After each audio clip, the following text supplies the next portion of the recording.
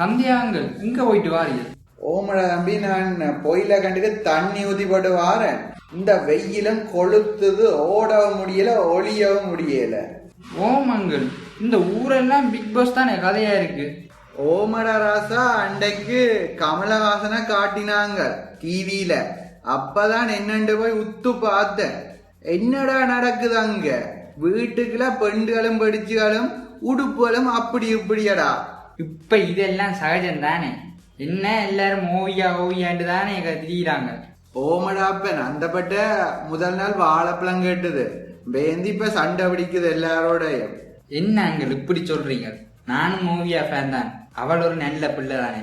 ஒரு பொண்ணு வேண்டா இப்படித்தானே இருக்கணும். எங்கட கனவு கண்ணியே அவள் தான். நாங்கள் என்னடா சொல்ற தம்பி? காயத்ரி ஒரு டான்ஸ் மாஸ்டர். என்னதான் இருந்தாலும் கணக்க படங்களை கண்டவள், மற்றது வயசு கூடினவள். ஒரு வயசுக்கு ஒரு மரியாதை இருக்க வேணும் தானே. பின்ன காய்ச்சி கொண்டிருக்க திடீர்னு எழும்பி போறது, இது என்ன நியாயம்? என்னதான் இருந்தாலும் சமாளிச்சு போகத்தானே வேணும். இல்லையாங்கள், அவளை மதித்தானே அவளும் இருக்கிறதுக்கு. அட தம்பி, என்னதான் இருந்தாலும் ஒரு வயசுக்குண்டு ஒரு மரியாதை இருக்கத்தானே வேணும். இப்ப பேர் உன்னையும் என்னையும் பேரன்.